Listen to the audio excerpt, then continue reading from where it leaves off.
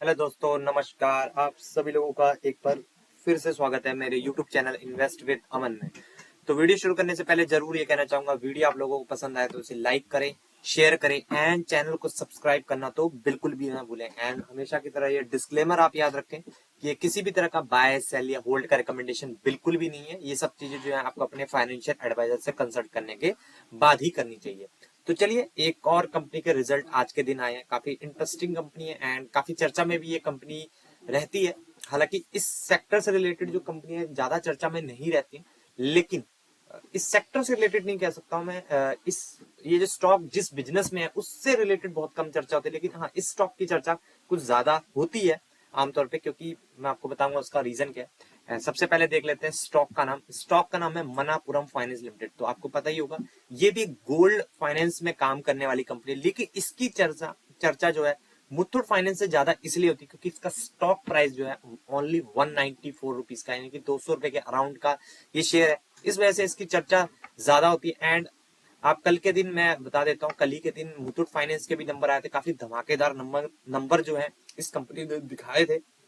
And इस video को भी आप देख सकते हैं। इस वीडियो को बात खत्म होने के बाद आप आज के दिन देख भी सकते हैं। मुथूट फाइनेंस में लगभग आज के दिन की हम बात करें तो लगभग 6%, 6-6.25% की दमदार तेजी देखने को मिली। जबकि मार्केट में इतनी एक्सट्रीम लेवल की वॉलेटिलिटी चल रही है, लेकिन उसके बाद भी ये काउंटर जो है 6-6.5% की आसपास की तेजी को कायम रखने में क्लोजिंग बेसिस पे भी सही रहा। मतलब नंबर्स से जितने भी एक्सपेक्टेशन थी सबको मीट किया और सबको इसके नंबर्स अच्छे भी लगे। उसके बाद एनालिस्ट रिपोर्ट भी आई कई प्रकार की, सबने इस पे बुलिश व्यू ही रखा हुआ है। तो चलिए आज मनापुरम के नंबर्स भी देख लेते हैं, जो इसका एक डायरेक्ट कॉम्पिटिटर हो जाता है, क्योंकि ये भी गोल्ड लोन में काम करती है। लेकिन हाँ, एक बात आपको ध्यान रखनी होगी, ये एक 16,000 करोड़ की कंपनी है। एंड मुथूट फाइनेंस को अगर आप यहाँ पे हम चेक कर लेते हैं तो ये लगभग 93,000 करोड़ की कंपनी है। तो लगभग मनापुरम से लगभग 4 से 5 गुना बड़ी कंपनी है ये। ठीक है, ये बात आपको जहन में जहन में आपके रहने चाहिए कि जितनी छोटी कंपनी उतनी ही ज्यादा वॉलेटिलिटी होगी। और इसके चार्ट पैटर्न में आप देख ही सकते हैं 5 साल में कितना वॉलेटाइल इसका चार्ट पैटर्न रहा है। ठीक है, एंड वहीं अगर मुथूट फाइनेंस का देखें तो बहुत ही ज्यादा स्मूथ चार्ट पैटर्न है। 5 साल में 210% के रिटर्न, एंड मनापुरम में ओनली 20% के रिटर्न अभी तक इसने अपने शेयर होल्डरों को कमा के दिए हैं। तो चलिए कंपनी के नंबर्स को स्टडी कर लेते हैं। तो सबसे पहले हम इसके कंसोलिडेटेड नंबर्स देखेंगे। एंड कंसोलिडेटेड नंबर्स में आपको यहाँ पे एक माइक्रो फाइनेंस बिजनेस में जो इनकी एक सब्सिडरी है आशीर्वाद माइक्रो, इसके भी नंबर्स इंक्लूड होंगे। तो ये सबसे पहले हम चेक कर लेते हैं। तो ये देख सकते हैं आप कंसोलिडेटेड नंबर्स। तो सबसे पहले आप सीक्वेंस देख सकते हैं यहाँ पे दिसंबर 2024, सितंबर 2024, दिसंबर 2023। तो इनकम की बात कर लेते हैं। इस बार की 2,562, 3 महीने पहले थी 2,637 एंड 1 साल पहले थी 2,326। तो ईयरली इनकम में जंप है, क्वार्टरली यहाँ पे थोड़ी सी डाउन देखने को मिल रही है। उसके बाद खर्चों की बात कर लेते हैं। इस बार के 2,186, 3 महीने पहले थे 1,864 और 1 साल पहले थे 1,540। तो क्लियर कट ईयरली अच्छी ग्रोथ है।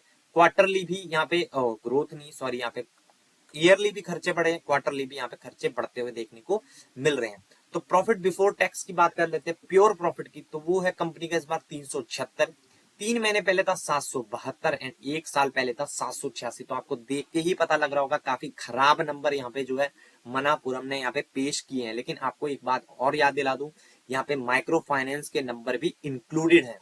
ये ओनली गोल्ड के नंबर नहीं है। जो गोल्ड फाइनेंस इनका जो एकदम इंपॉर्टेंट सेगमेंट है, उसके ओनली नंबर्स नहीं है। इसमें कंसोलिडेटेड बेसिस में वो नंबर्स भी इंक्लूड हो रखे हैं। तो प्रॉफिट फॉर द पीरियड अगर देख लेंगे, जो देख लेते हैं, जो कि आपको टीवी न्यूज चैनल वेबसाइट्स पे भी कंसोलिडेटेड नंबर्स के तौर पे देखने को मिल जाएगा। वो है 278, 3 महीने पहले था 572 एंड 1 साल पहले था 575। तो आप क्लियर कट देख सकते हैं कि कंपनी काफी प्रॉब्लम में यहाँ पे जरूर है। ठीक है, उनके जो माइक्रो फाइनेंस का बिजनेस है उसकी वजह से ये चीज आपको यहाँ पे क्लियर हो जाएगी। सेगमेंट वाइज अगर रेवेन्यू आप देखेंगे तो गोल्ड लोन एंड अदर्स में देखिए 1,897, 1,856, 1,618। तो यहाँ पे कंपनी ने अच्छा ही बिजनेस किया है, यहाँ पे कोई भी दिक्कत नहीं है। उसका माइक्रो फाइनेंस देखिए 665, 780 और 707। तो आप देख सकते हैं क्लियर कट यहाँ पे रेवेन्यू यहाँ पे डाउन हुआ। लेकिन हाँ, एक चीज है कि इस चीज को मैं पॉजिटिवली जरूर लूंगा कि इन्होंने जो है माइक्रो फाइनेंस, जो कि बहुत ही रिस्की टाइप के लोन होते हैं, वहां पे इन्होंने कम लोन बांटे हैं, वो एक अच्छी चीज है इनके लॉन्ग टर्म गोल्स के हिसाब से, जैसे कि ये प्रॉब्लम जिस हिसाब से फेस कर रहे थे। ठीक है, तो एक बार इनके स्टैंड अलोन नंबर भी देख लेते हैं, जहां पे सिर्फ इनका गोल्ड का जो उनका मेन बिजनेस है उसके नंबर्स कैसे रहे। तो इनकम आप देख सकते हैं 1800, 1749, 1528, तो यहाँ पे अच्छी इनकम में ग्रोथ है। खर्चों की बात करें 1188, 1109, 943, तो ये भी आप देख सकते हैं उसी प्रोपोर्शनेट में पड़ रहे हैं। लेकिन प्रॉफिट बिफोर टैक्स की बात कर लेते हैं तो 612, 640, 584, तो आप देख सकते हैं नंबर्स में कितना ज्यादा सुधार है। अगर आप स्टैंड अलोन नंबर्स देखेंगे इस कंपनी के तो काफी अच्छा परफॉर्मेंस है। गोल्ड का बिजनेस अच्छा ही कर रहा है इनका, क्योंकि आपको पता ही है गोल्ड के प्राइसेस लगातार अच्छा करते हुए मिल रहे हैं, और इनको सबसे ज्यादा बेनिफिट इस गोल्ड के प्राइस बढ़ने से डायरेक्टली इस कंपनी को, इन कंपनीज को बेनिफिट मिल जाता है। क्योंकि मान लीजिए कोई है या आप है या मैं, हम अगर इन कंपनीज के पास 1 लाख रुपए का सोना अगर गिरवी रखते हैं, मान लीजिए 1 साल पहले आपने वो सोना गिरवी रखा था, ये पॉइंट मैंने कल भी कवर किया था लेकिन मैं फिर कवर कर लेता हूँ। उस टाइम पे मान लीजिए इसका गोल्ड का प्राइस था 64,000, और 64,000 रुपए का गोल्ड का प्राइस मान लीजिए था, और हमने 64,000 रुपए की ज्वेलरी वहां पे रख दी, तो वो जो भी है थोड़ा बहुत वो गैप वैप रख के मान लीजिए आपको 50,000 रुपए उन्होंने लोन पे दे दिए थे। लेकिन अब क्या हुआ, 1 साल बाद वही सोना जो उन्होंने 64,000 रुपए पे लिया था उसकी वैल्यू बढ़ गई, तो ऑटोमेटिकली जो है ये कंपनी जो है आपको अगेन ज्यादा लोन देने में सक्षम है। क्योंकि काफी पॉलिसीज भी होती हैं कि आप इतना आपको रिजर्व में रखना पड़ेगा, आप इतने के गोल्ड के अगेंस्ट में इतना लोन दे सकते हैं। तो जब गोल्ड की वैल्यू अपने आप इंक्रीज होगी तो ऑब्वियस सी बात है इनका लोन का जो अमाउंट है उतना ही ज्यादा ये लोन भी देने में सक्षम हो पाएंगे। तो इन कंपनीज को गोल्ड का प्राइस बढ़ने से डायरेक्टली फायदा पहुंच जाता है। इनका जो एसेट इन्होंने रखे होते हैं गिरवी, उनकी वैल्यू भी अपने आप ही बढ़ना शुरू हो जाती है, जिससे कि इनको डिफॉल्ट का चांस थोड़ा बहुत और भी कम हो जाता है, और ये लोन भी और इनका बिजनेस भी ऑटोमेटिकली बढ़ जाता है। ठीक है, तो ये प्लस पॉइंट जरूर रहता है गोल्ड के प्राइस बढ़ने से इस कंपनीज को। उसके बाद नेट प्रॉफिट की बात कर लेते हैं, इसका 453, 474, 428, तो इन लाइन ही है, कोई बहुत ज्यादा ग्रोथ नहीं है, बहुत ज्यादा गिरावट नहीं है, लेकिन गोल्ड का बिजनेस इस कंपनी का भी काफी शानदार परफॉर्मेंस जरूर दे रहा है। तो कुल मिला के देखा जाए तो कंपनी बहुत ही ज्यादा रिस्की कैटेगरी की ये कंपनी है। एंड इन दोनों का अगर हम कंपैरिजन करें एक साथ तो आप देख सकते हैं मनापुरम एंड मुथुट, इन दोनों का आप देख सकते हैं। यहाँ पे मुथुट है, ये रेड वाली लाइन जो है मुथुट फाइनेंस की है, एंड ब्लू वाली जो है मनापुरम की है। अगर आप 6 महीने में देखें तो आप देख सकते हैं जहां मनापुरम ने -4% के रिटर्न दिए, वहीं मुथुट फाइनेंस ने 27 से 28% के रिटर्न दिए हैं। ठीक है, वहीं 1 साल की बात करें, ठीक है, तो आप देख सकते हैं मुथुट फाइनेंस ने 68% के रिटर्न दिए एंड मनापुरम ने ओनली 6-6.25% के ही रिटर्न दे पाए हैं।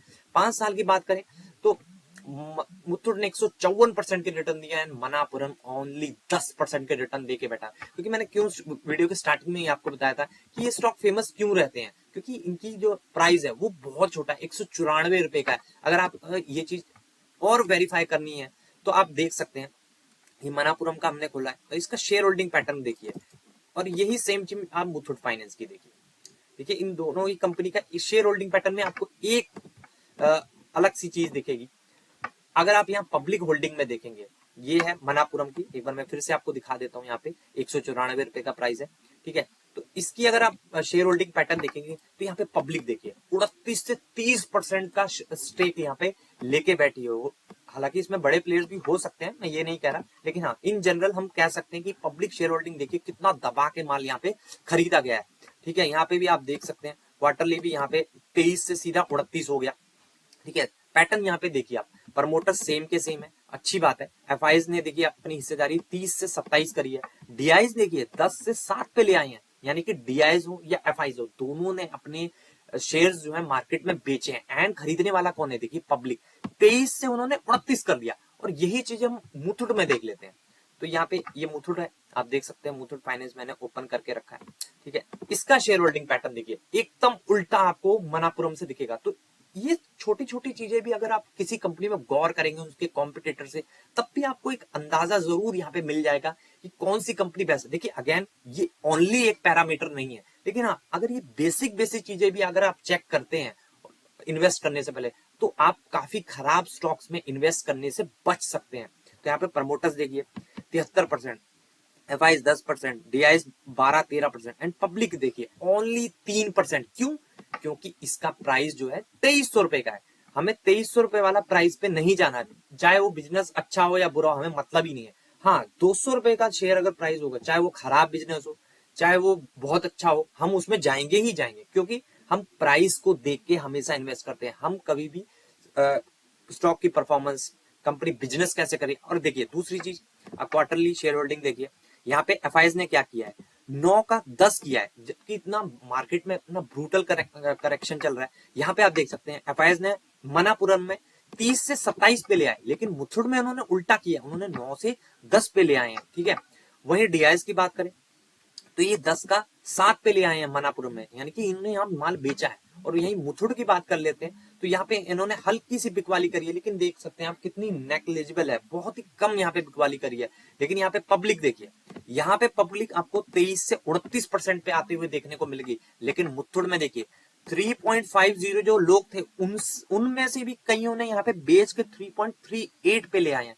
तो आप इस बात का अंदाजा लगा सकते हैं कि किस प्रकार से जो है यहाँ पे बड़े प्लेयर्स जो है, जो कमजोर निवेशक होते हैं, जिनको नॉलेज कम होती है, उनसे कैसे शेयर्स को छीनते हैं, और वो भी अच्छी कंपनी है। और मनापुरम में यही चीज यहाँ पे उल्टी हो रही है, पब्लिक शेयर होल्डिंग बढ़ रही है, बाकी एफआईज हो डीआईज हो वो अपना माल बेचते हुए देखने को मिल रहे हैं। तो ये एक बहुत ही बड़ा डिफरेंस होता है। और दूसरी बात, वैल्यूएशन की बात करें, वैल्यूएशन के फ्रंट पे भी देख लेते हैं तो आप देख सकते हैं मुथुट का पी रेशियो कितना है, 19 का, इंडस्ट्री का है 19 का, यानी कि पी रेशियो जितना भी इंडस्ट्री का है उतना ही मुथुट को भी मिल रहा है।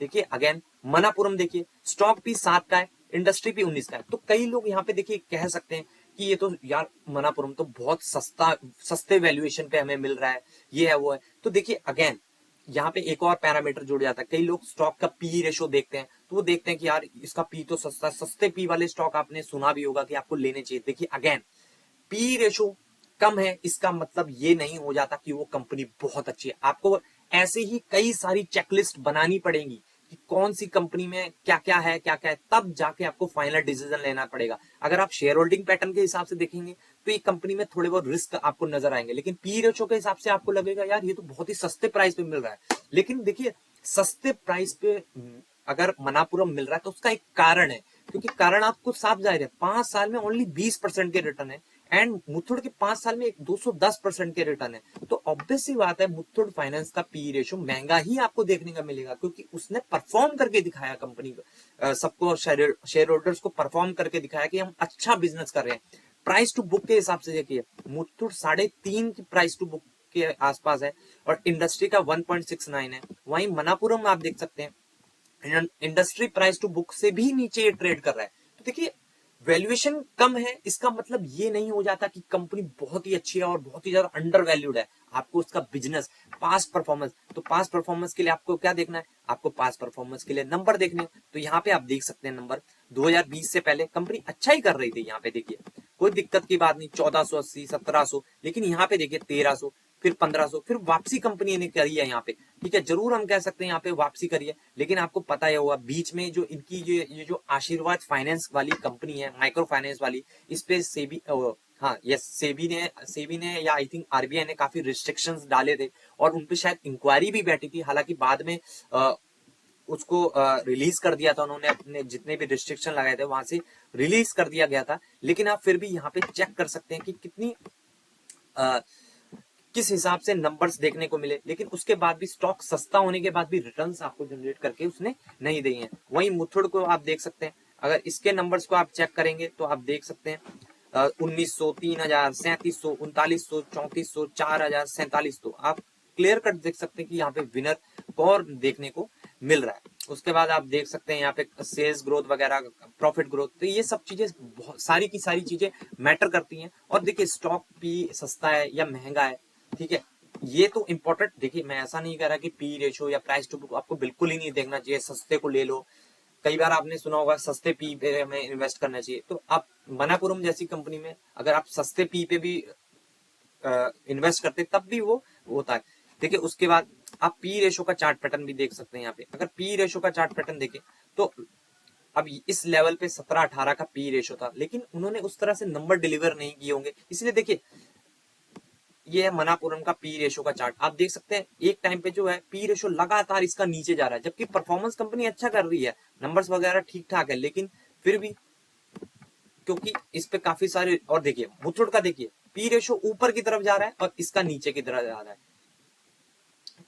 तो आप देख सकते हैं क्योंकि इनके ऊपर काफी रिस्ट्रिक्शन भी लगे, इनकी आशीर्वाद की जो सब्सिडरी है उस पर भी काफी प्रॉब्लम्स देखने को मिली, ठीक है, सेबी को। हालांकि उन सब चीजों को उठा लिया गया है, लेकिन फिर भी बेहतर बिजनेस यहाँ पे मुथूट फाइनेंस जरूर करते हुए देखने को मिल रहा है, और वो स्टॉक प्राइस में रिफ्लेक्ट करता भी है। ये जो कंपैरिजन वाली आप टेबल देख सकते हैं 5 साल के चार्ट पैटर्न में इन दोनों ही कंपनीज को 154% के रिटर्न एंड 10% के रिटर्न। लेकिन कंपनीज में लोग फंसते क्यों हैं?